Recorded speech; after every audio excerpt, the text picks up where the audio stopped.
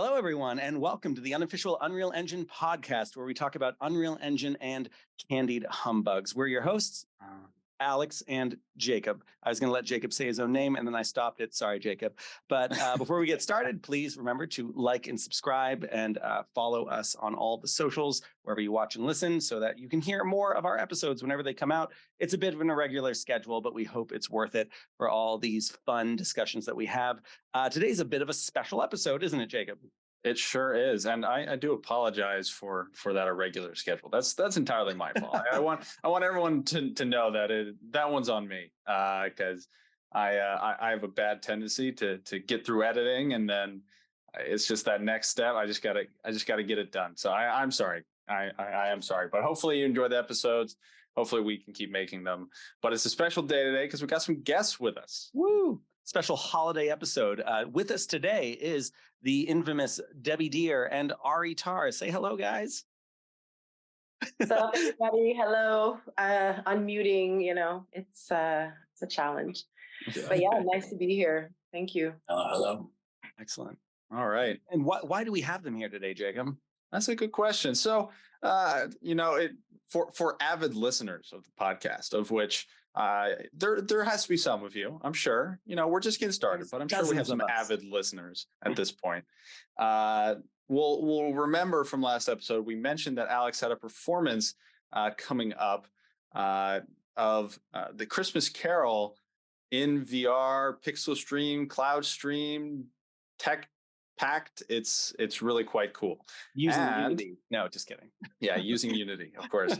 And it's just wrapped up. And we thought it would be a good chance to bring on some cool people to chat about that project, to chat about Unreal Engine. So without further ado, why don't we give them a chance to introduce themselves? Debbie, you want to start? Sure. Thanks, Jacob. Yeah, so I'm Debbie Deere. I'm from Jamaica originally. I'm actually here vacationing now, hence the pineapple shirt. And I'm a performer. I'm a VR, XR enthusiast. I'm a producer, writer, director. I have ADHD, but I've channeled it, into something. Oh, we lost you, Debbie. Sorry. We lost you for a second there. Oh, we'll give her a second to come back. Yeah, it's part of the ADHD. It just makes things break up into different pieces. Yeah, sure. Ari, do you want to get started while we let her reconnect? Absolutely. Hello. I am not currently in Jamaica. I'm in the United States. My name is Ari Tarr, and I have been an actor most of my life, and I came into doing creating XR content about 8 years ago after creating a lot of sort of projection mapping sets for theater and interactive installation experiments. And I now teach VR theater at York University coming up next year, and also with a Canada Council of the Arts funded fellowship that Debbie Deere and I are partnering on, which is the conversations we have, which was a connection that brought her into this project, which is something I'm really grateful for. So welcome, Debbie. I think we have Debbie back with us. So, okay. Did I do like a news anchor thing? And we're back. Sorry about this. These folks. So as I was saying, I was in on this project with Alex and Ari as three ghosts of Christmas past, present, and future, as well as Dickens's long lost, unrequited fiance, which I didn't know existed. So it was long lost, yeah. So it was an extremely interesting project. But to just tie it into what Ari was saying, I'm also the fellowship director for the PXR conference. Some of your enthusiasts or your avid listeners will know that it is a Canadian-based VR/XR conference in Canada. It's the only of its kind that focuses on live performance. Started off as a presenter last year, and now I'm actually directing the fellowship. So Ari and I will be making magic and, doing the Unreal Engine dance, which I'll talk a little bit about. Yeah. And before Awesome. we go too much further, I just want to establish, because most of our audience has seen us talk about very technical, like in the weeds Unreal Engine things. Debbie, Ari, would either of consider yourselves Unreal Engine developers? Double down on that another time, Alex, please. You want to answer for yourself, Ari, first? Yes, I will. I actually not at all. I have developed a lot of VR theater experiments and shows, but it's always been based in Unity, and I've always been interested in Unreal Engine. But in my experience up until this point, really the only thing that has allowed my entry to doing regular shows is a mobile headset. Where when I started with Adventure Lab, and that allowed me to get a really an audience from around the world to start seeing these shows regularly. And so I really didn't think it was going to be a possibility. What I teach right now, for instance, at the university level, there's a whole lot to learn, even with the kind of low poly stuff that typically the Quest is known for, with the GPU that's on board a mobile headset. So it's fairly limited, but there's still like a lot you can do there before you get to like photorealism that Unreal Engine can do. And then I got to work with Alex last year doing some really innovative cloud XR stuff that we partnered with Actors Theater of Louisville. So really between this kind of the ability to do it and the housing of this really legitimate theater producing it, it was a really amazing first taste of what can be done with like incredibly gorgeous looking, realistic metahumans with full body and face tracking, with cloud XR spinning of GPUs so that someone could watch it on home on a Quest. And it's easy to say, it's much harder to do, and it's all juggling so many different kinds of pieces of software at its fringe. So everything is a very precarious balance held together with tape and glue. But the fact that we could do it, I think, is pretty monumentous, because it's a little taste of how this kind of production is going to work several years down the road. Virtual production plus XR, it's really, we define these things as separate genres, but they're all becoming a lot more fluid as XR tech gets better. So who knows where we're going to be by then, but it's definitely going to involve Unreal Engine in some way. Debbie, how about you? Well, for me, I'm an Unreal Engine developer by proxy. Mm. So like it diffuses into my blood through people like Jason Spanu, who was the Unreal Engine developer for Nefertiti, which is the VR film I was talking about. And how that came about was, it was originally supposed to be a play, and then COVID happened, and I saw him messing around with Unreal, and then I was watching The Mandalorian a lot, and I was like, how did they do that? So he said, that's mixed reality. Like, we could do that with Unreal Engine. And he smokes a lot of weed. So I was like, that. Yeah, I was like, is this like a high inspiration thing, or can we actually do it? And it synchronistically happened that I had access to a free green screen studio for like 4 months, and I would be in there with him for 4 months, like working day in and day out, learning this program, and like literally working with a guy named Josh. I can't remember his last name, and Josh works with very high end companies on Unreal Engine productions.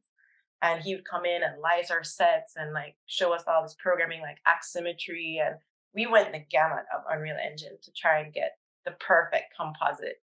And so I would say that I don't know the inner workings that well, but I know my way around Unreal. And I've only done 2 VR projects, and both of them happen to be in Unreal. The second one is a VR story called Found in Stories, and it's based on African diasporic stories from a character called Anansi, who is our Spider-Man. And that came about because I was being mentored in the Scale Up Immersive program. And of course, Jason, he's my lifesaver. So I was like, I need you. And it was Unreal again. So yeah. Awesome. That's my story. Yeah.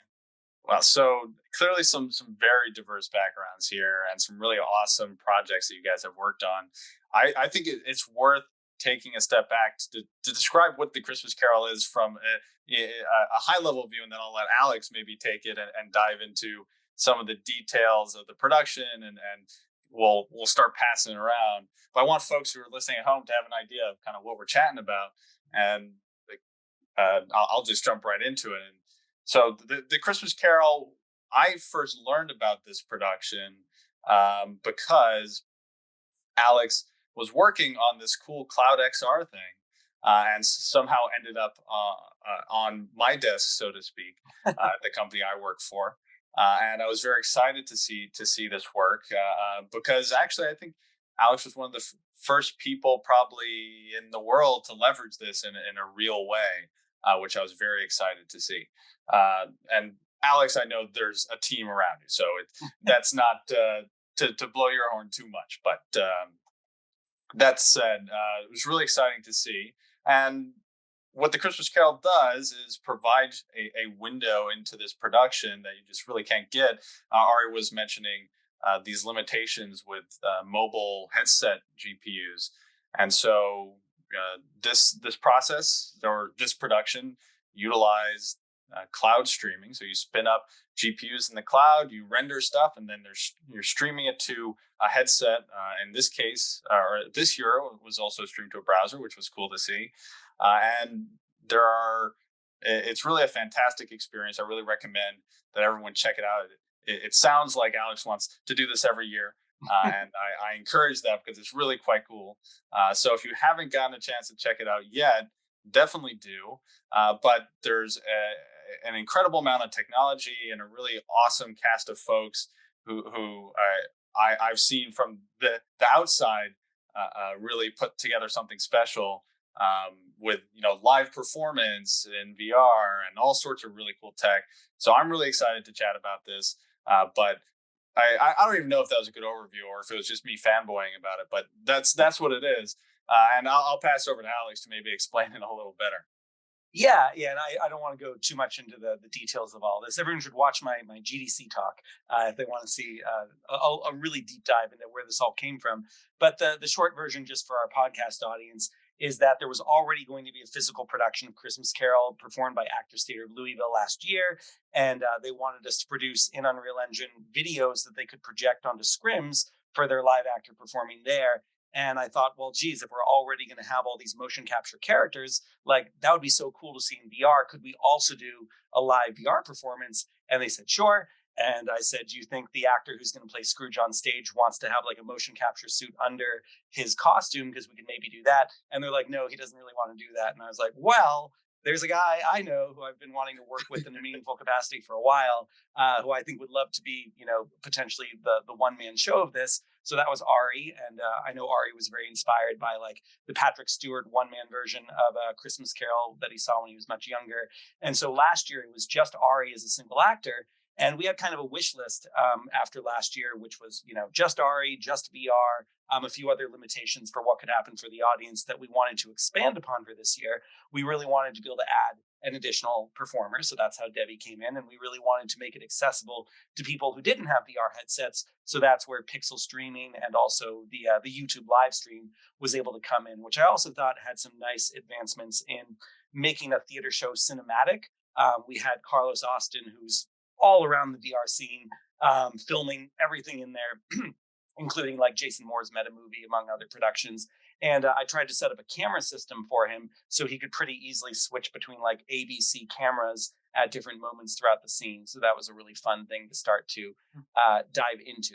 But I know we don't have a ton of time left with our actors, so I do want to give them a little bit more of a chance to talk about their experience, especially first and foremost as creatives and not people who needed to be in the guts of Unreal Engine, like moving things around. So thinking about this from a motion capture, a puppeteering, a mask work, a dramaturgy perspective, I'd love to hear both Ari and Debbie talk a little bit about how it felt translating their performance through this lens. Your theater audience is just clamoring to know all the juicy theater details. Yeah. I mean, the main thing is, even though I didn't have Unreal Engine development experience, and to defend Unreal Engine developers who smoke weed is just for it to be a very professional person who does not use psychoactive substances. It is still very psychedelic just to talk about the basics of using this medium creatively and professionally, especially. So, working last year, Robert Fleming, who was the director, was really, really incredible and has an incredible understanding of the language of Dickens and the time, and really we did a deep dive into the history, and he especially wanted to create a version that included the people that were being colonized by the British Empire at the same time, and it's been very interesting also to learn as I dove deeper into this production. It's like actually A Christmas Carol was one of the most popular pieces to be interpreted in stereoscopic photography, which is very early VR, and also by the Magic Lantern, which was pre-cinema, but this was sort of like a pre-cinema with these hand animated photographs and that were projected. And so, in new technology has been used to tell this very same story for actually since the 1850s. So, but I think, and I have a lot of experience trying to tell stories with new technology, whether it's projection mapping and doing it in Unity. I made a prototype in 2016 to do something that was very similar. That back then we had to write all of our basically everything from scratch, and what I learned was how to keep a cool head, and doing fringe tech means that something's going to be breaking all the time, and so you just have to, whatever you end up doing, you do a version of it, and there's backups for your backups, and that is the current state of where it is. And how sketchy it felt kind of back in 2016 is where this feels now, and I definitely think this is obviously where things are going, but it's not easy. It's not easy to do this, and mostly I think the skill that I trained myself, that I brought to this, is just keeping a cool head and being able to communicate despite all of the turbulence and the friction between you and the audience, and still somehow making a connection through a game engine and all kinds of dicey internet connections where it's basically one number different, and instead of doing a sensitive show with an audience member, you're creating a horrible David Cronenberg nightmare. Especially when you take a motion capture suit off and it just kind of crumples into this spider body. Yeah. And to draw a difference between Ari's performance and Debbie. So Ari was wearing a Rococo suit, had a Technoprops helmet with live link face. And whenever he was live, some parts were pre-recorded. It was his whole body and his audio.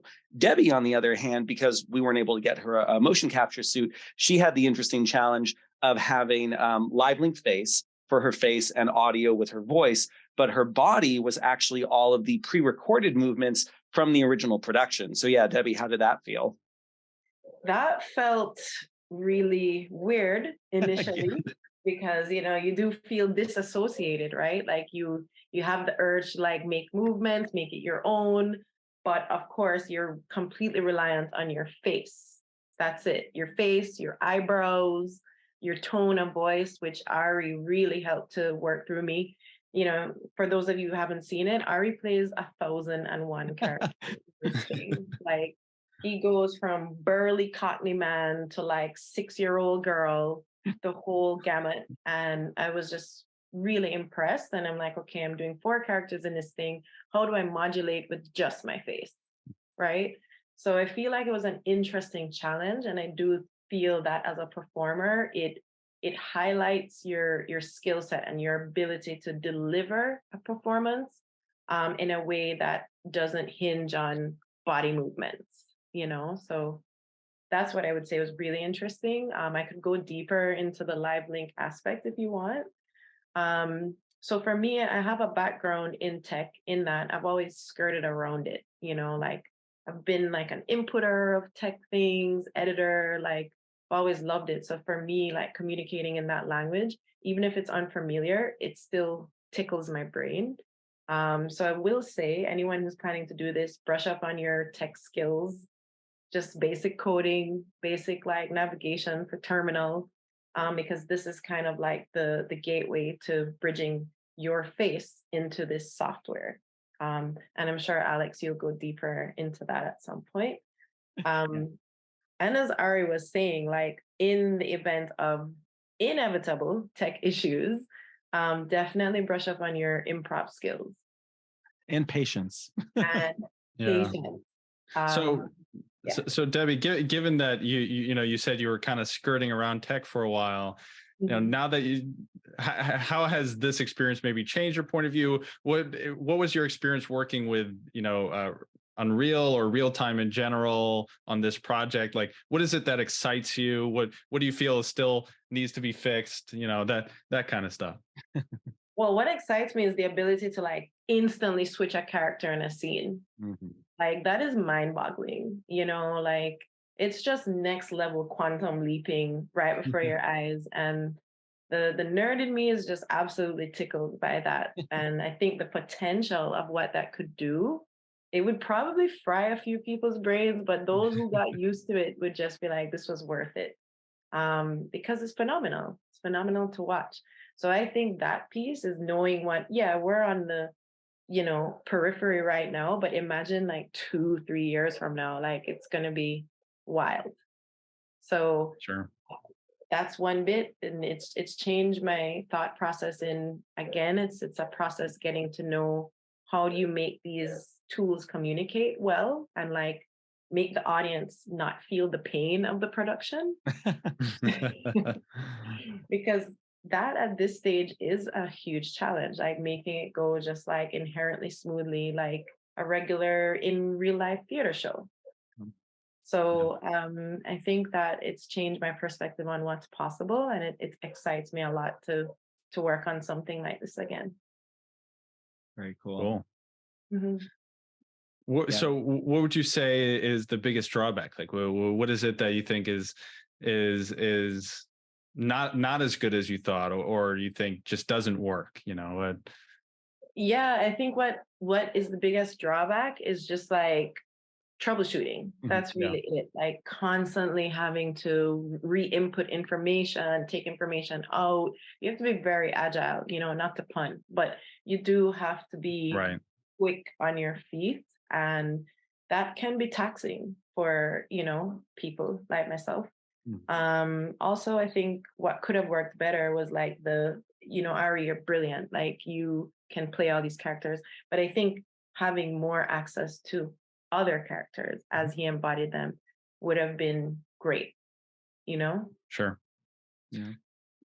So Alex, go ahead. I was going to say quickly too. So I think a lot of people, they think about these tools that we have access to, the motion capture, face, body, et cetera, and they assume that it's a one-to-one translation. This is a perfect representation of your performance. And without spoiling what I know both of you would say, like, how do you take someone who's like, it must be so cool to have this perfect, translation of what you're doing into a digital medium? Is that how you think of it? Or is there a little bit of a twist on it?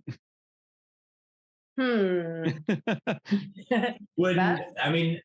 ideal is so wonderful, right? This infinite expressive tool. However, I find so much I go back on the lower tech skills of like of mask and puppetry, because as I learned to use motion capture live software, Coco feeding into and LiveLink feeding into Unreal Engine, inevitably it's not going to work perfectly. And so you have to make it work and deliver the engine. And if the mocap suit is doing this for some reason and you find it, you have to compensate and you have to stay calm, and you need to now do this with your hand behind your back because that's how it's going to look normal.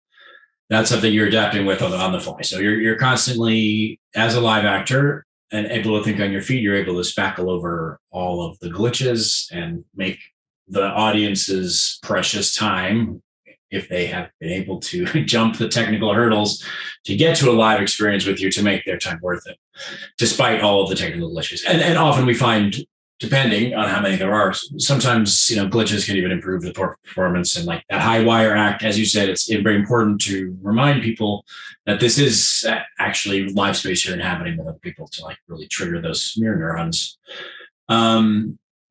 Before we go though, I think Debbie got to air some Unreal laundry. I have my Unreal shout out before we go. Great. That I'm curious about. Well, I'm just gonna shout out firstly Matt Workman, who doesn't know me at all. But We've shouted him out a couple times in this podcast already. Yeah. Matt Workman is so incredible, because without Matt Workman, there would probably not have been a Nefertiti, to be honest, because we like comb through those videos, and that's how we establish our workflow. So YouTube University, Matt Workman, get on it if you haven't gone on it already. And I guess I don't really have a big gross. I mean, Unreal Engine, like the biggest thing, which we all know, is going from 4.27 to, is it 5 or just right? We're in 5.1 now. Yeah. 5.1. That's what it. So obviously, for those of you who are developers, like, you know that it crashes. Like if you try to import projects, I don't even want to talk about it. So these building the trauma is still fresh. It's so new. It's too soon. Yeah. I mean, live theater with any technology is you're asking for pain, but with XR technology, it's cubed. The pain is exponential. It's rough, but it is possible. Yes, and it is worth it. But also, I think you have to be a little bit obsessed, and maybe it is a little sprinkle of I do find that there is a bit of neurodiversity in those who stick with VR, because most sane people are like, this doesn't work yet. Yeah, true. Yeah. But we are capable of so much. I mean, the interesting thing was last year's version of Christmas Carol was a fairly literal interpretation of the simultaneous live version, and it was very by the book, and it was very well done. And this one, we still get to do that, but just we got to sort of open it up a little bit as using Unreal Engine as kind of this expressive tool, this kind of magic lantern of the imagination that Dickens used to call it. And I think next year, as we just loosen things up a little bit, like what if the audience can change? What scale they see the show? Are they a firefly? Are they in the room hovering around your face? Are they in the room with you? Are you a tiny maybe puppet show happening on the table? Like how we're just starting to see how using these platforms can make people feel in brand new ways. And Unreal Engine has the ability, with especially to shout out to MetaHumans, is an amazing software, and that was a watershed moment where, correct me if I'm wrong, the reason that we're doing this is all of a sudden we had access to using these mocap tools, which were fairly prosumer, that were accessible at least, but the MetaHumans that they just that they released are incredible. And so I think up until now, there's sort of a lot of questions that we haven't had to think about. But now when you have an incredibly realistic looking person with a realistic looking race, that opens up a lot of really interesting questions, and sex and gender, and like, okay, all of a sudden we were these sort of low poly cartoonish avatars, but as we're moving into really realistic representations of people, how does that change how we feel about them, and how do we treat that ethically? And these are the kind of questions that I'm really glad that people like Debbie are in the conversation for, because they shouldn't be made by people like Mark Zuckerberg. Yeah. So both of you, before you jump, what I want to know is, if the tech issues were fixed, if you had all the pain wiped away, what is it that you would do? Or what production would you want to make? What kind of stuff would you want to do with this technology if it all worked in this magical world? No crashes, no bugs, no wires, no batteries. Well, I mean, so Nefertiti just got accepted to Fringe Festival this year. So woo. And I was talking with I'm not gonna say the company name, but they're known for immersive theater, and it's big venues, like 52 projectors, all this kind of stuff. And I was just like, wow, this is amazing if we could get this done. But then I always think about the hardware, hardware just makes it harder. So I would want to just completely extricate the hardware and just get a wearable that just puts you more in the action. And if not that, like a simple wearable, like a contact, or not even goggles, but something that just makes you forget that you are actually having to put something on to immerse. But I think the next best thing is like some kind of projection or hologram that kind of merges with that, VR world. So the world is a construct in VR, but the hologram puts the action in front of you, and Right. you in it. Cool. So, Yeah. Sounds good. Matt Workman, hello. Okay, I got two real quick. Can I put them out there? Great.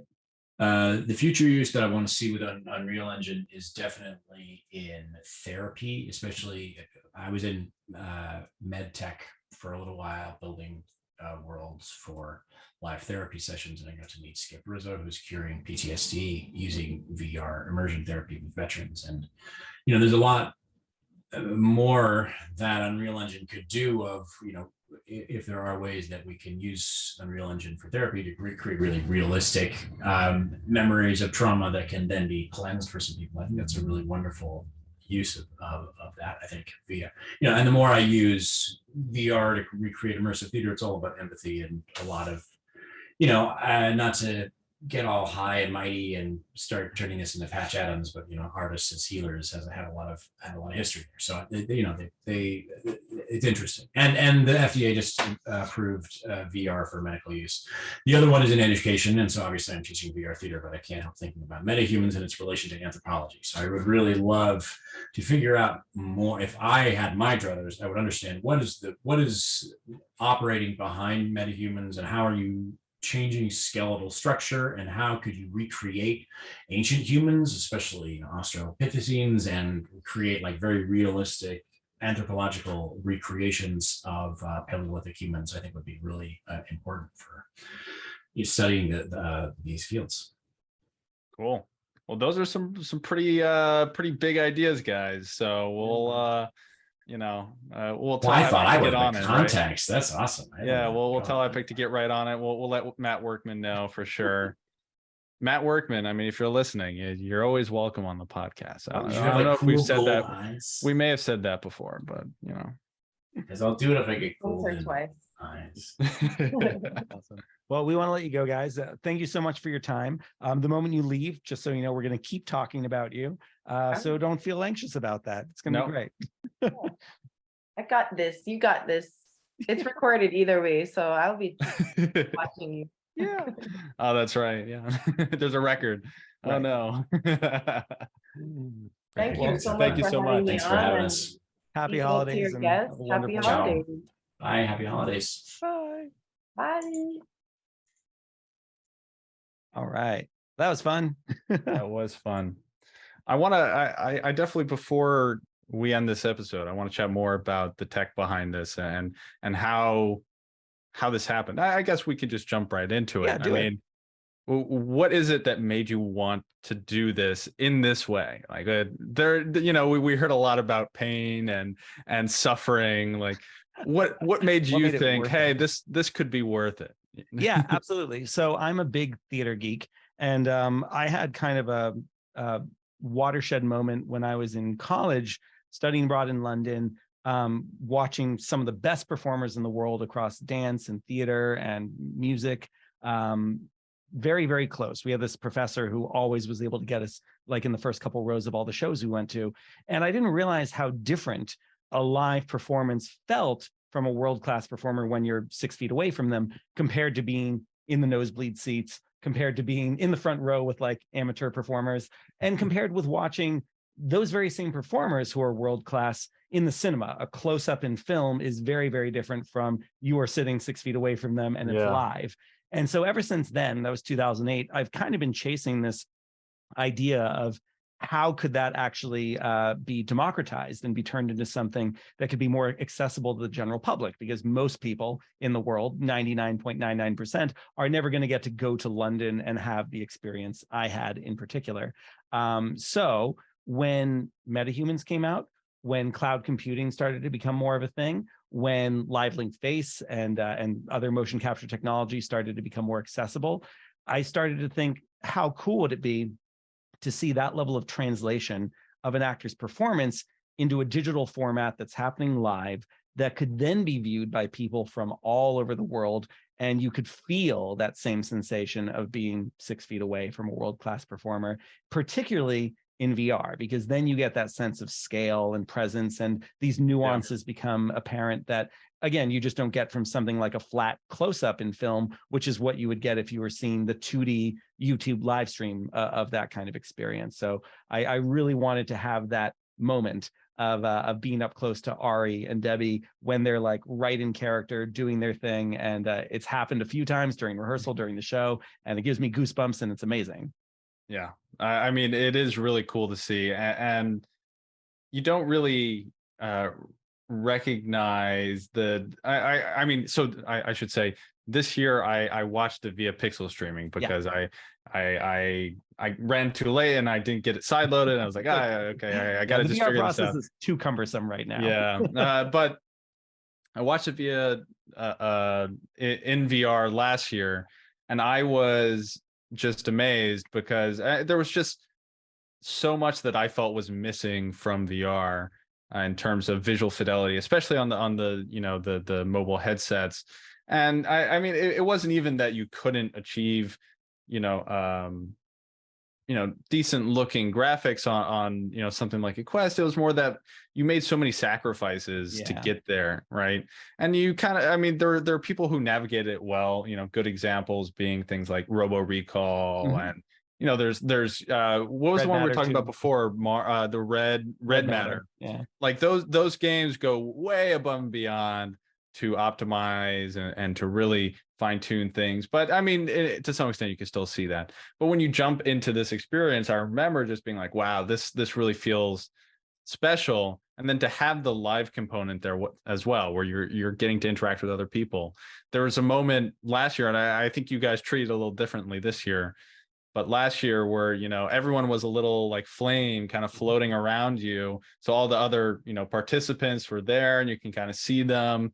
They were kind of present, and that just added something really kind of fascinating and special to the experience. So I was pretty excited to see that it was possible to see the kind of visual fidelity that you could bring. So it was really exciting to see. Yeah, thank you. And it was important to us to make the experience more accessible. So, VR to me feels like the most VIP premium way to see a show like this. But for a lot of reasons, people aren't going to necessarily do that. They don't have the VR headset. They don't want to deal with side loading, et cetera, et cetera. So being able to open this up to pixel streaming, just a single link to click, and now you're in a browser interacting with the show as though it was running on your computer, even though it's running in the cloud, and just a YouTube live stream, which is very passive. But yeah, nice I didn't know you guys did that. That's really cool. Yeah. I think it was awesome. So you're going to do this every year, right?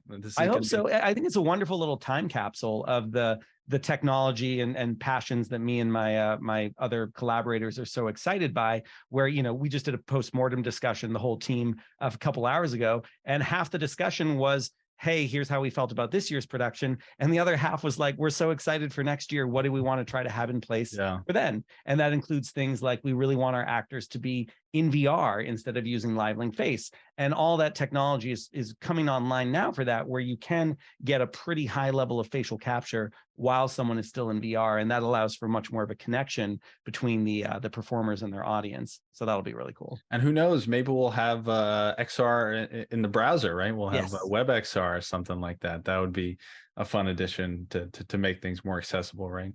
Yeah, Ari and I first started to get to know each other working in Mozilla Hubs, and that is a platform that I think is kind of a gold standard in terms of accessibility, because you go to a browser link and you click on it and it's like, oh, we detect that you have a VR headset. Would you like to join directly in your browser, or would you like to be in your VR headset? And it runs great on all these different platforms, but it is constrained by whatever hardware you're using. There's not a cloud component. So to do that, but it's like WebXR plus pixel streaming, that's kind of the holy grail of what would make this the ultra level of accessibility and really allow for amazing experiences. Right. So from your perspective, what is the biggest thing you still want to improve? Like, where's this going, Alex? Yeah, that's a good question. So, I mean, we were talking today earlier about how we would love to be able to do a show like this for 10,000 people. And what would that look like? Assuming some percentage watching a live stream, some percentage using browser pixel streaming, and some percentage in VR. And one of them was one version of this was a very interesting discussion about bypassing the typical Unreal Engine multiplayer system where everything has to be replicated in a certain way. Yeah. And instead actually sending out data in kind of a clever way that's already part of the cloud streaming system we use, where every client is kind of just telling everyone like, hey, here's my name and here's where I am. And how potentially, in theory, this system we're describing could allow for, let's say 10,000 people all in Unreal Engine, all as part of the same experience. As long as there's powerful enough hardware on the cloud to render everyone, there wouldn't necessarily be the same typical multiplayer limitations of that. It is so important to me to not just be part of a live experience, but to feel seen and feel like you're there with other people. My company did some work for Samsung a few years ago that was all about making you feel like you were at a live event through stereoscopic 360 cameras. And that was really cool, but it also felt very lonely. So what you were describing, Jacob, about like seeing all the other Ghost Flames in last year's production, like we were sorry to miss that this year. And we'd love to be able to bring that back because it is really cool to just get a sense of like, wow, everyone's congregating over there right now. I wonder what they're excited about. And to just feel like you're part of this other audience. Christmas Carol also lends itself well to that because there's a few moments in the traditional script and also in our script that refer to all these other ghosts, all these other spirits and specters that knew Scrooge in life. And so we like the idea of casting the audience as also all these other ghosts that are kind of collectively haunting Scrooge. So being able to give the audience more agency, more interactivity. We have a few great ideas for moments where the audience could work together to either help or hinder Scrooge's progress in the story. So there's a lot of really fun uses of Unreal Engine that we're excited to continue to explore, Sure. And this big long list of like things we want to do. It's like, awesome if we can do it in 2023. If not, we'll try to do it in 2024. So, it'll be an Unreal Engine 5.8 or 6 or something like that. Oh, we can hope, right? Well, one of the things you told me that stuck out was, it's pretty unique that you can just kind of put down a production and pick it back up, and just opening up the Unreal Engine file. Like that's a pretty cool thing, right? That's very unique. Yeah, I was part of a theater troupe when I was in architecture school. We were actually called the Warehouse Architecture Theater, and it started as just architecture students. And we wanted to be very like green and sustainable. So rather than throwing away our sets at the end of every production, we actually got the school to give us a budget to store them. And it was such a hassle to try to like pull those sets back out, and some pieces had broke, and like to try to reuse them for different productions. And the Unreal Engine version of that is so easy. Like we just have our repo of Christmas Carol, and we can just, in theory, just keep pulling it out every year, dusting it off, creating a new branch or whatever to see what kind of experiments we want to do, and then remount it. So, the potential of this being a very low budget, lightweight, stable production. I say stable knowing that that's been a challenge so far, but I like to imagine we'll get to that point where it's very stable and easy to do year after year with a week of rehearsals before the actual production needs to start. Sure, man. I mean, so everyone look out for next year. We'll certainly check back in, and hopefully we can look forward to another version of the Christmas Carol next year. Yeah. But why don't we push on to some other stuff? I know we had a few other things to touch on. We do before the end of the podcast. One really quick thing I just wanted to shout out to give Ari credit here. So as he said, he's not an Unreal Engine developer, and yet he found the MetaHuman tools so easy to use when those first came out. I asked him if he wanted to take a pass at designing Scrooge. This was last year, just to see if he felt like he could create, like if he could sculpt a character that resonated with him. And like I'd made a version of Scrooge, and a few other people did who had more experience in Unreal, more experience in MetaHumans. And yet what Ari crafted on his own, first time using MetaHumans, I think it took him maybe an hour and a half, was brilliant. And it was almost like looking at for anyone who's seen like the appendices of Lord of the Rings, where you see the development of Smeagol and Gollum, and it slowly becomes a little bit more like Andy Serkis and this kind of almost caricatured version of him. Like the version of Scrooge that Ari crafted on his own using MetaHumans that we then incorporated into the show was really cool. And I just love that as a performer, he was able to take some ownership over that artistic process and bake that into the workflow. And that hasn't really been possible before. Yeah. I mean, that's a good point. I think that one of the really cool things that Epic is doing with Unreal Engine as a platform is trying to make things more accessible for folks who are non-technical, and I think that's a really awesome thing. The fact that LiveLink, you can get an app on your iPhone and just hook it up, and yes, it still requires a bit of tweaking. It's not that simple, but if you hand the phone to someone and it's connected, you just hand it to an artist, they're going to get the idea immediately. There's not a whole lot of strings attached, and that's pretty cool, right? And it goes beyond that, right? There's just a ton of tools inside the engine now that are kind of aimed directly at that. There's tons of tools for people to build, that kind of layer for people on set or in a performance, et cetera, et cetera. And I think it's just so cool to see that stuff. And the fact that it's just given out for free, MetaHumans, just give it out, like see what happens. Like that's a pretty crazy concept. And so certainly that's an exciting thing about Unreal Engine in general. Yeah, 100%. It was very cool. I might have mentioned this when I was discussing Korea, but showing people how to very quickly scan the head of someone using something like Polycam, put that in Unreal Engine, use the mesh to metahuman pipeline, create a metahuman out of the scan of that person, and then use LiveLink Face to puppeteer that person, which someone can then look at inside VR or in a looking glass or through pixel streaming. It's a very quick way to blow people's minds. Yeah, sure. I actually, I don't know if I've seen that because I missed that part of your talk at Unreal Fest. Yeah, but I gotta see that because I haven't played around with MetaHuman as much as I would have liked, but pretty cool. It's getting better. Yeah, I need to dive in and explore some of the new features as well. I should also mention, by the way, that Christmas Carol to this point was still in Unreal Engine 4.27. That was primarily because we were waiting for Lumen and Nanite to be compatible with VR, and we'd already kind of started production by the time 5.1 had stabilized, even though it still has a little ways to go before it's stable. So, by next year, of course, we'll certainly be in 5.1 or 5.2.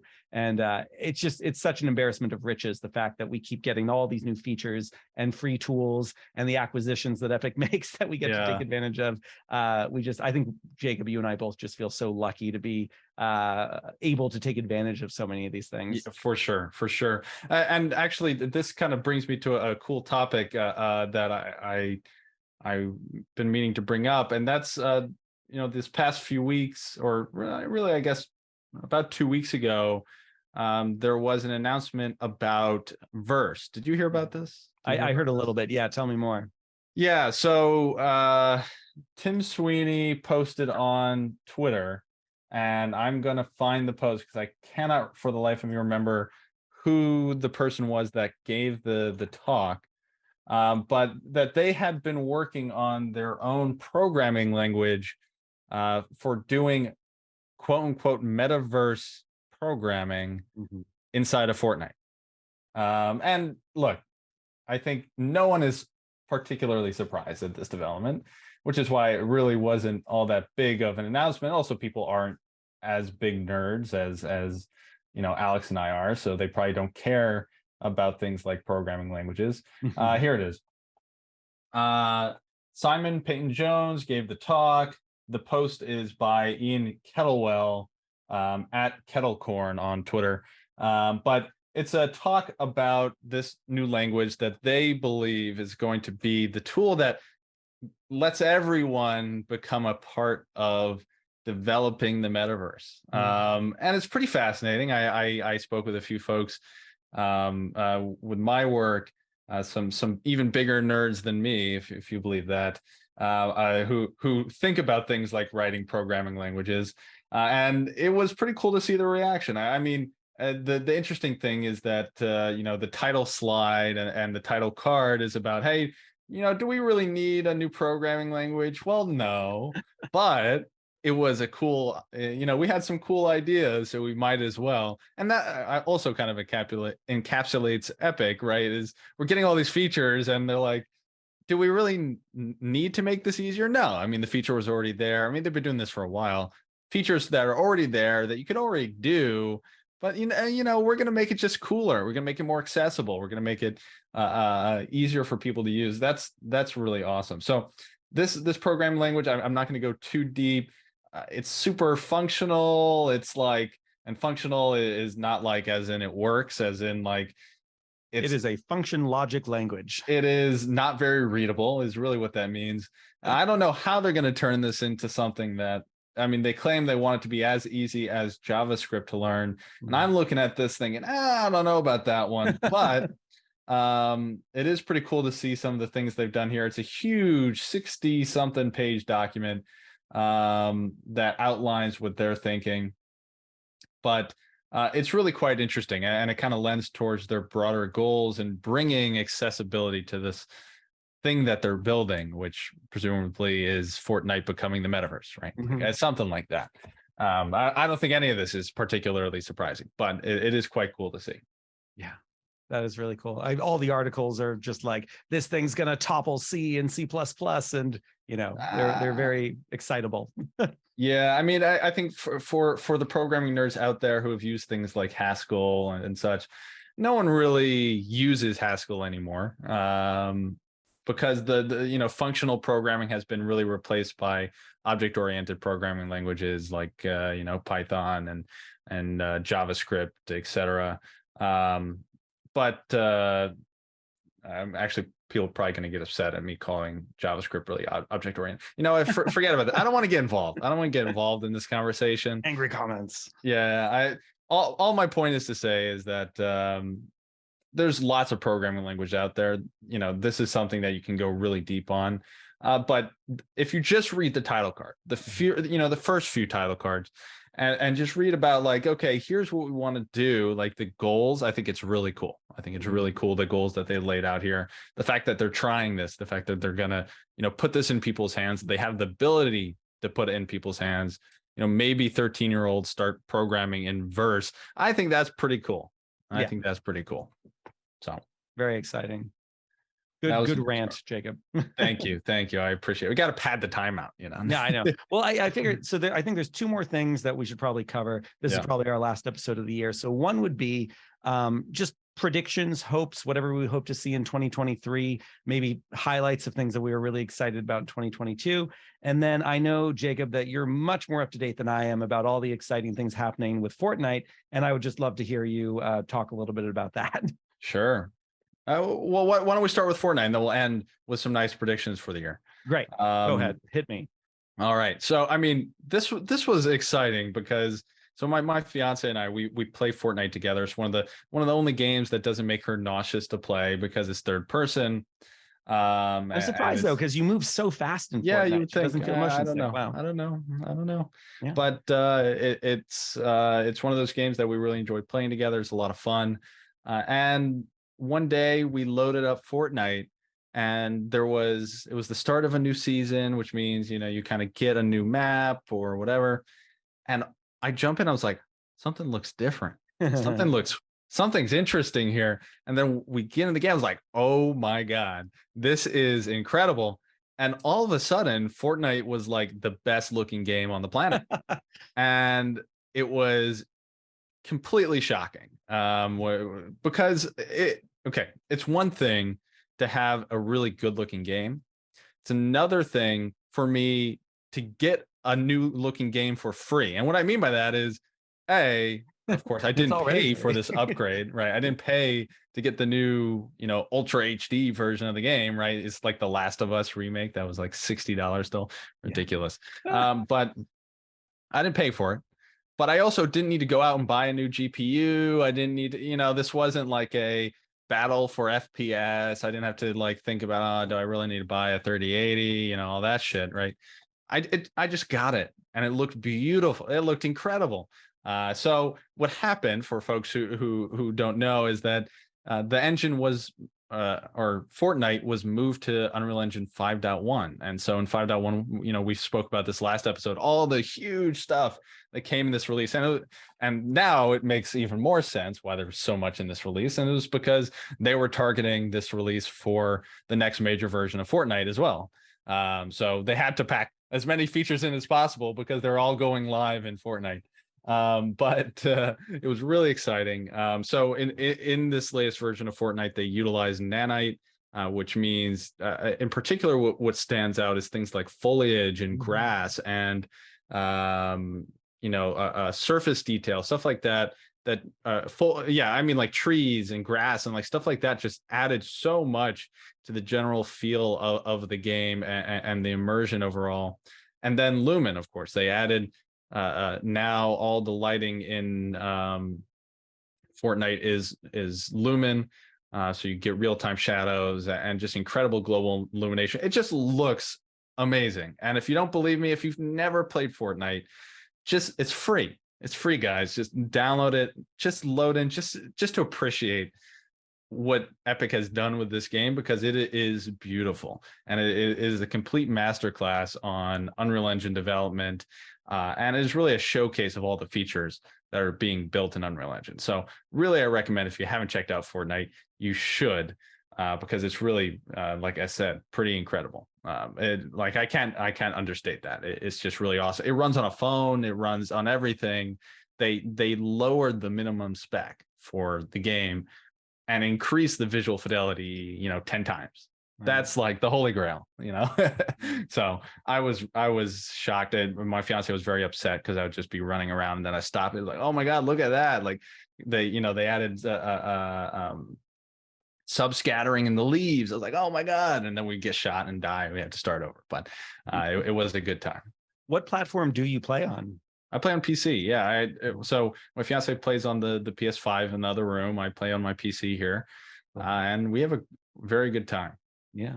Have you played with the, I remember one of the more hilarious things to come out of the Apple and Epic legal battle was Fortnite becoming available via cloud streaming, just like the Safari browser. Have you tried it that way? I actually haven't, surprisingly. I probably should. I also try it in a virtual workstation, stuff like that, and that works pretty well. I will say though, for Fortnite, like latency is very important if you want to be competitive, and I assume that was a concern for Epic as well. But I mean, what choice did they have, really? So I haven't tried it, but I would be open to it for sure. Yeah, I tried it on my iPhone, and the resolution was incredible. And I was just wondering, what kind of cloud computer Epic is giving to everyone. Oh, it's probably a T4. I mean, because the game is so performant, they could put it on whatever, right? So it's probably something like a T4. It's just ubiquitous and all over the place. Do you think that's also what MetaHumans runs on? MetaHumans, I don't believe run on those. So that was AWS, and I believe they're using the G5 instances, which are like their A4500 equivalents. But there's not very many of them, and that's why they had to roll it out in beta. I don't know. They might have switched it so that the MetaHuman creator is no longer in like the cinematic mode. I haven't used it in a while. You've used it way more recently than I have, so I'm not sure, but it's probably something to that extent. Cool. All right. Should we move on to things we liked about 2022 and things we hope for in 2023? Let's do it. You first. Hey, it came out in 2022? Unreal Engine 5. I actually had to just Google it. Cop out. Come on. No, well, hold on, because so much has happened since Unreal Engine 5 came out in May that a part of my brain was like, wait, maybe it came out in 2021. And to be fair, the early access version of it did. But the number of improvements and features and all the stuff coming on with Unreal Engine 5.1 now, and Lumen and Nanite expanding to foliage and stuff on the horizon for 5.2, which, by the way, anyone can download the source code off of GitHub. I saw a preview today of like skeletal meshes working with Nanite, which is super exciting. That's cool. Yeah, and the demos that came out too, like the Matrix City sample demo, which continues to be an incredible source of inspiration as I dive into all the ways that city is made. The Lyra multiplayer demo is incredible and has taught me so much about how Epic Online Services work.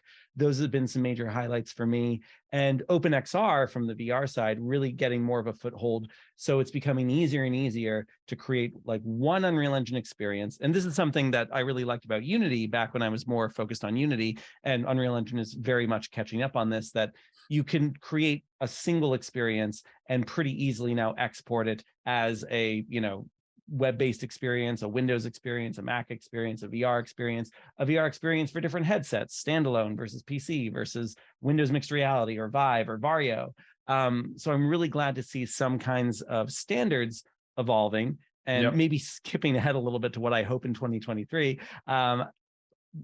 It might not happen. It could absolutely not happen, but there's a lot of signs that point to Apple finally releasing a VR headset. And because of all the beef between Apple and Epic Games, like, I'm so worried that it's going to be, here's the worst case scenario. It's an incredible headset that's a super locked down walled garden, and they don't support Unreal Engine. So it's my hope. They have to. They have to. Do they? They have to support Unreal Engine. They got to play nice on that one. Yeah.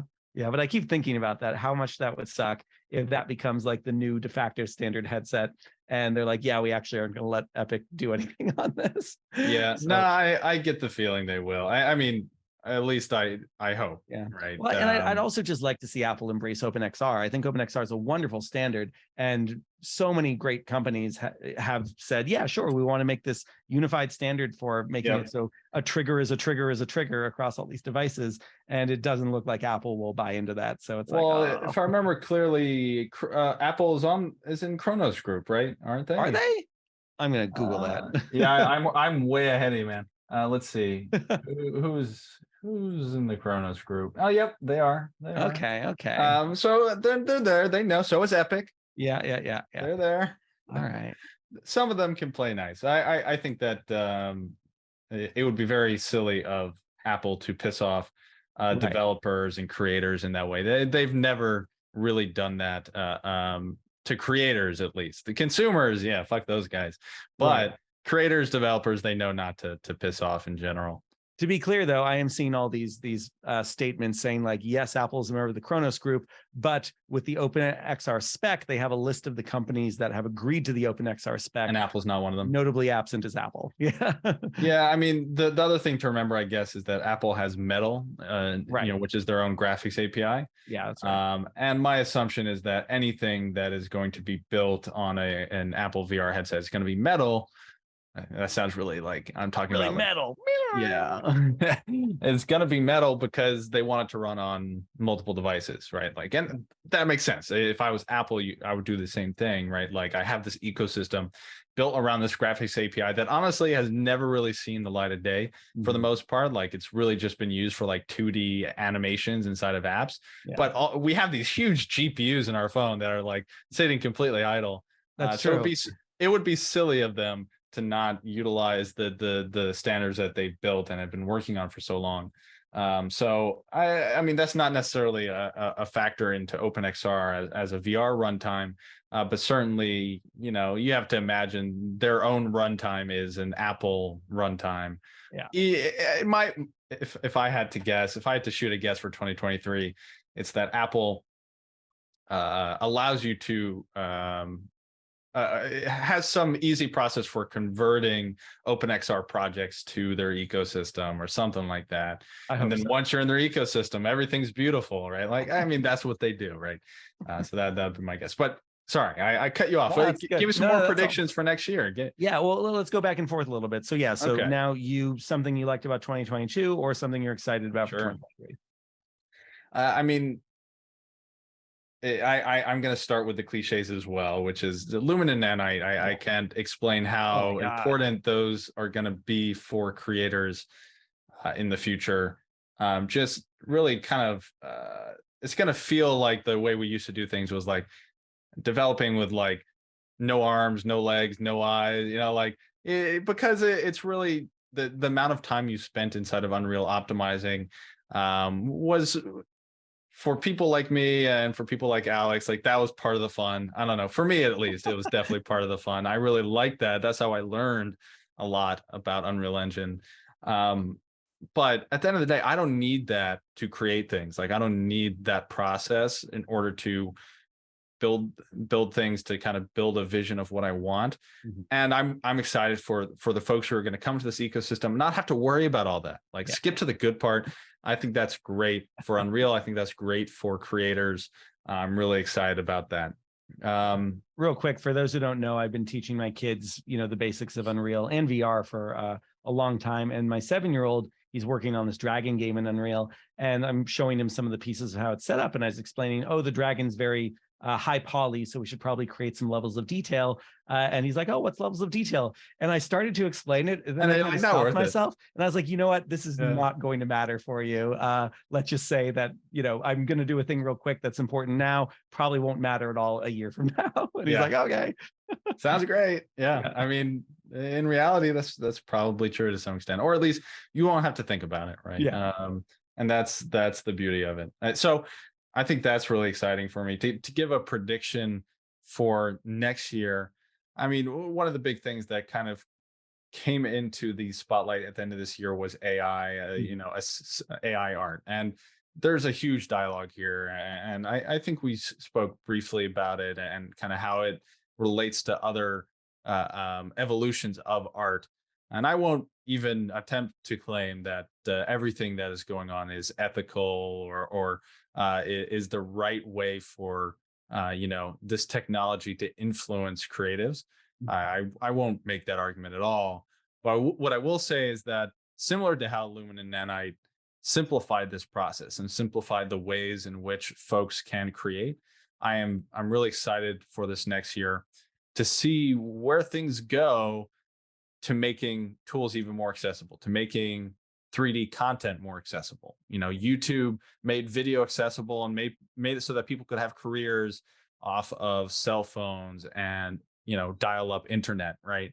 What can we do with that next step for 3D content? I think there's a huge window there that I think AI is going to play a big part in, because the more that people are able to just express themselves and shape and tune and sort of develop a vision instead of thinking about all the bells and whistles, I think we'll introduce a lot of people to this ecosystem, and I'm excited to see what people come up with, even if it's stuff that I don't necessarily like.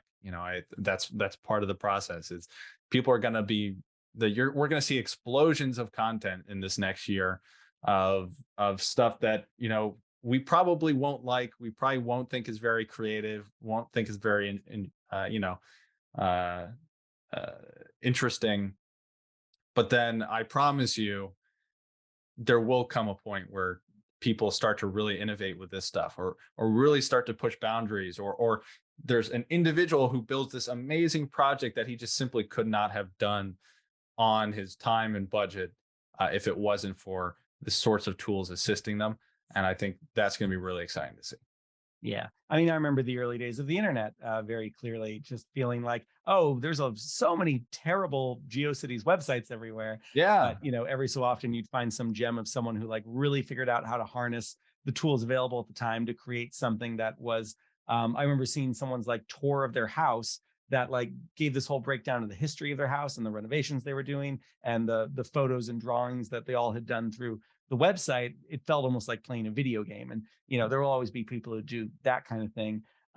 You're also making me think about a quote I saw someone say where they're like, I see a lot of people trying to use GPT-3 and different AI systems to try to replace the job of a smart person, when really the best way to use it is to imagine what you could do if you had infinite dumb people. Yeah. And to utilize it in that kind of way where you actually can accomplish sometimes very mundane tasks, sometimes actually fairly sophisticated tasks with these tools behind you, whether it's for art, whether it's for code. Jacob, have you seen some of the examples of people using AI to actually write code for them? Oh yeah. So I mean, to be fully transparent, I've been using GitHub Copilot for a long time now. And if there are programmers out there who spend time in an IDE, GitHub Copilot is great, because when you need to write just a stupid function that just does something and you're just like, I don't want to deal with this. You just write a comment, you hit tab, and it just spits out something decent.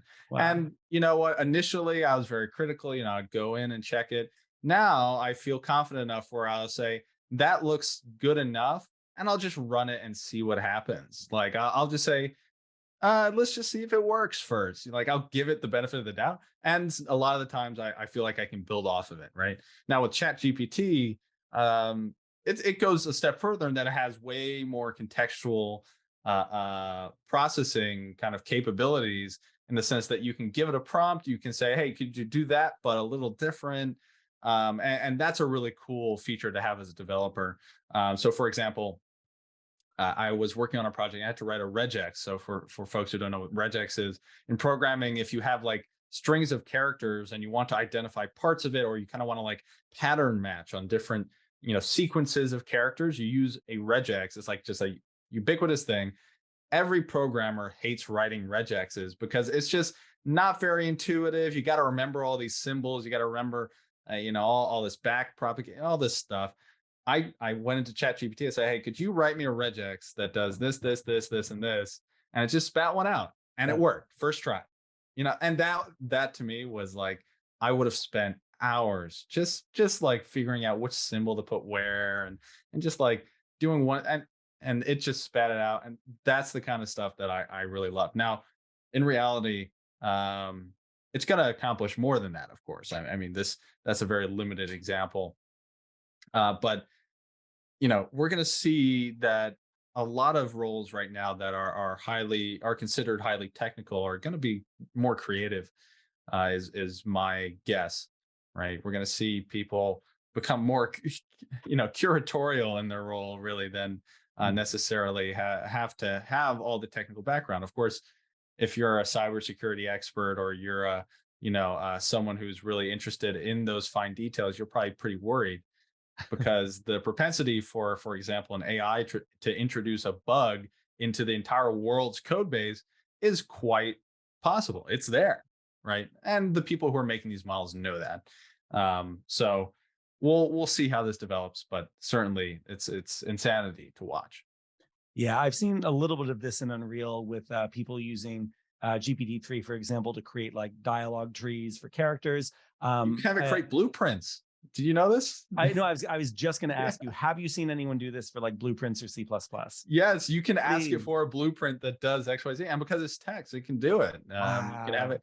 Yeah, that's and GitHub Copilot that can do that, or a different one? No, ChatGPT. Oh, ChatGPT. ChatGPT. Okay. If you ask ChatGPT to write you a blueprint that prints X, Y, Z to the, it can't do anything crazy. Right, but still, like, remind me how to make a raycast that can do align trace and tell me what the do the math. Like if you can have it do the math for you instantly. You can have it write HLSL. You can have it.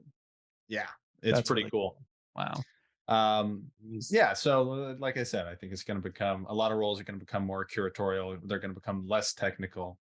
And I had a long conversation with my partner about this, because my background is that I would consider myself a technical person, but at the end of the day, like my passion is to create art, or assist other people in doing that. Like that's really how I got into the position I'm at, is because I really enjoy giving other people the tools to go out and create things. Like I find that really empowering. And part of me says, this is maybe a bit of a sad moment for some people. Like this is going to be a very sad moment for example, like in compositing and VFX, like every day people spend hours and hours and hours, rotoscoping, cutting people out. I think we talked about this. Yeah, we did. Yeah. Cutting people out. Those people probably won't be doing that, in a little bit. And that's going to mean some amount of devastation. We'll have to see. So I guess I'm a bit conflicted, but yeah, but you hope that people can then take their skills elsewhere. I think a lot about, I think we already mentioned it, the excellent Light and Magic documentary series on Disney Plus. And you see, like right around the time of Jurassic Park coming out, you have Phil Tippett and all these amazing like stop motion animators who suddenly felt like they're out of the job because of what CG could do. But a lot of them then went on to learn how to use the tools that still helped create the CG dinosaurs. And, they could still go on to do kind of hybrid versions of stop motion and CG. And you always want to hope that kind of retraining will be possible for people, that the skills don't become obsolete. They just need to be like pivoted a little bit in a different direction. Yeah, that's obviously the hope. I think we should be realistic about what the outcomes here are, though, because technology doesn't, once the cat's out of the bag, it doesn't go back. Like that's just not how it works, right? Like you can pass laws about restricting, the use of technology. You can do all those things, but it doesn't usually work. Just doesn't work that way. And obviously also legislation and people's livelihoods. Like people's livelihoods don't wait for legislation, I should say. That's true. Right. In the sense that, we saw these huge image models come out with tons of images that were not, given to them or given the rights by artists. Yeah. And there's all sorts of incredible lawsuits, I'm sure, that are going to happen. Yeah. But it's some people are going to get thrown under the bus. There's just no way to put that nicely, and that's a really unfortunate part of what's going to happen. But at some we got to accept it to some extent. I know, and I know this would be very hard to do because of the level of training that people would be lacking. I'm thinking about like how, when you have like an image AI system like Midjourney or DALL-E, that you are scouring, millions and millions of images to create that model. And some people would actually make the case that it kind of, in some ways, makes things look kind of samey. But I would love to see kind of an opt-in artist consortium where like you agree to like, here's all my artwork, I'm okay with it being trained in here, and you get some amount of like, anytime an image is created that was using some amount of what it trained on with your model, there's some kind of little royalty that comes from that. And maybe it becomes like Spotify and it's not actually like that much in the end, but at least something that just starts to acknowledge all the incredible artists that this is being built on the backs of. Yeah, for sure. I actually have seen a few things like that. And if I can find the name, I'll shout out their platform. Please. Yeah. I think this is one of the things. I don't know if this is a feature of their platform or actually, because I don't know that, I'm maybe not going to shout them out. But what I will say is that there are folks who are thinking about this. I don't have explicit permission to share their product roadmap, so I'm not going to do that. But there are some cool people doing that. And yeah, I think there are plenty of ways in which we can opt in artists to the process. But fundamentally, a lot of people, including ourselves, are going to have to adapt and change. Unreal Engine is an incredible tool and it can do a lot. But there are pieces of this process. I mean, with Lumen and Nanite, like we spent a lot of time learning that stuff. And we don't need to know it anymore, right? Like, what does that mean for us, right? In the same way that there's going to be other technological advancements that are going to come in and replace the need for certain processes or thought process, ways of thinking of things. So that's my prediction. But I hope that we get some clarity or we see a little further into this process and see that it's maybe not as bad as it's kind of it appears on the surface. I agree. I'm also super distracted because I'm just going to share my screen for a second. Sure. Even though we haven't shared our screen at all this whole discussion. I just got really excited by you saying we could do Blueprint. And the fact that it actually gave me like this description chat by chat. For those who are doing the audio version, I said, give me an Unreal Engine 5.1 blueprint code for getting a player's position in the game. Really simple ask, but maybe I'm blanking on how to do that. And what it says is to get the player's position in Unreal Engine 5 using Blueprint, you can use the Get Actor Location node. This node is available in the actor category of the Blueprint palette. Here's an example of how you can use this node to get the player's position. Step 1, and it actually goes through step by step like what to actually do. And then it actually does like a little almost like ASCII version of what the blueprint would look like.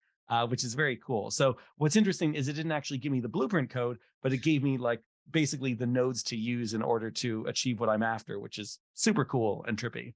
Well, I will say the first step there, drag out a reference to the player character from the My Blueprint panel and promote it to a variable is nonsense. Right.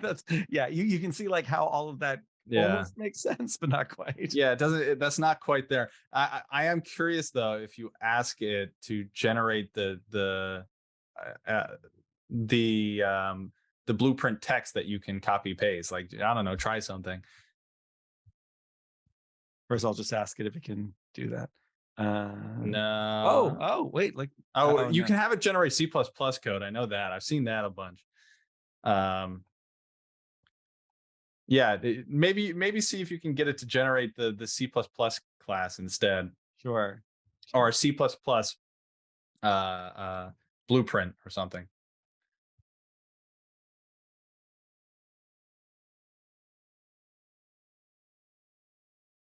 Yeah, AI. Okay. Effector object. Here's an example. Sorry, I'm sure this is boring for anyone who's Include not the watching the live header. stream. Yeah, for folks who are wondering, we're just watching ChatGPT generate Yeah, things. it's That's just what this doing its podcast is thing. now. It's just live Oh, here's some commenting code. ChatGPT. Yeah, now there's So some actual include code. game framework actor. That seems relatively okay. A player control. Wow. Yeah, I mean that's fine. There's no class, so you wouldn't be able to use this anywhere. Yeah. But it is cool. It is cool. I'll give it that. Oh, Alex, you're I know that was my phone dying, so I'm now just a blinky evolving Pokemon, as you said earlier. all right. Well, with that, we should probably wrap up the episode. This is great. That was the last All thing right. anyone has seen from me for the year 2022. Yeah. Well, maybe just turn your camera off so we can wrap things up Yeah, without. sure. Yeah. All right. Well, Do you have any last predictions you want to throw out there before we wrap up? I mean, I'm really hoping to see kind of alluding to what we were talking about earlier, like a web XR based version of the cloud streaming to make all the power of Unreal Engine, particularly in VR, more accessible to the masses. Because there's so many people now that have the standalone wireless headsets like the Quest, and a lot of them just don't know what they're missing out on because of the fact that they can't see Nanite and Lumen and all the goodness that Unreal Engine can offer only at the desktop level, and just being able to ubiquitize that to a mass market would be a wonderful thing that I'd love to be a part of helping out with in 2023. So I hope it happens. Yeah, I would say my last prediction along those lines for this next year is that more and more stuff is going to become a part of the browser. I think that's a trend that we've seen a lot. Pixel streaming is one situation. Pixel streaming specific to Unreal Engine is one, but there's a lot more that can be done with that, and I'm excited to see kind of where that goes. So to the extent that we can make more and more applications, more and more types of not just creator applications, just applications in general. Make them accessible, deliver them, where people are, stuff like that. I think that's going to become more and more popular this next year. Would be my guess. To the extent that you're talking about. Well, awesome. Do you have any shout outs for this week that you want to mention? I have one that I remembered here right at the end. I won't hold you to it if you don't have any. I mean, just because we were mentioning the AI thing, I wanted to give a shout out to Andrew Maximov and Promethean AI. Andrew's a very cool guy I met in Sofia, Bulgaria at the Total Chaos conference. And he is a former Naughty Dog employee who started to develop an AI system in Unreal Engine for generating assets and environments. The first demo I saw him give in 2019 was, I think, inspired by Stranger Things. And he opened up a blank Unreal Engine project and just said, show me a bedroom of a kid from the 80s. And as Jacob was alluding to, potentially there being a future where it's more about curation than direct creation. He demonstrated a very cool workflow where it's like, okay, here's a bedroom that totally looks like it's from the 80s and it has all sorts of detail and knickknacks and posters on the wall and, ruffled bed sheets. And then he kind of showed like, okay, now maybe you modify this and you change things around and make it a little bit more in line what you want. But the idea here is it's a starting point. You're no longer stuck with a blank canvas. You have something to react to and something to go off of. And if you're someone like my wife, for example, talks about how she really likes editing things, but she doesn't necessarily like creating things from scratch. And so I think entering a world where you do get to kind of react to something and say like, oh, well, now that I see that as an example, I know what would make it better is very exciting. Yeah, very cool. I need to check that out. Honestly, I don't know if I've seen his work, but awesome. My only shout out for this week is the announcement of Ken Levine's new game from Ghost Story called Judas that I'm very excited about. I'm a big BioShock fan, and that game announcement really got me excited to see some new content. And the reason I mention it here is it's an Unreal Engine game. Oh, So there cool. you go. Though I believe even BioShock was. I think didn't know BioShock that. was an early Unreal Engine game, if I'm not mistaken. I know Infinite was. BioShock Infinite certainly was. So anyways, that's a fun shout out for this week. Yeah. Amazing. I always like Awesome. when I find out a game was made in Unreal Engine, I always like trying to figure out which version of Unreal Oh, Engine it yeah. is. And so I think BioShock Infinite was Unreal Engine 3. Infinite? No, that would have been early 4, I think. I'm looking- It's all a kit bash anyways, right? It's just Yeah. like but I believe it was Unreal Engine 4, if I'm not mistaken. The original BioShock was certainly 3. Huh. Cool. All right. Because it was one of the first released on Xbox 360 was the original BioShock. Yeah. Well, anyways, cool. we're getting All right. distracted. There's some shout outs. Yeah, we're probably getting a little bit sleepy. To all, a good night and that kind of good stuff. I hope everyone has a wonderful holiday, and I hope it's been a good 2022 for you, and I hope you have an amazing 2023. You too, Yes. Jacob. Not just our Thank you. audience. You too, Alex, as well. For those folks who have made it to this point, like, subscribe, all that junk, and definitely have a great year. We'll see ya. We'll see ya in 2023. Yeah. All right. Cheers. Bye all.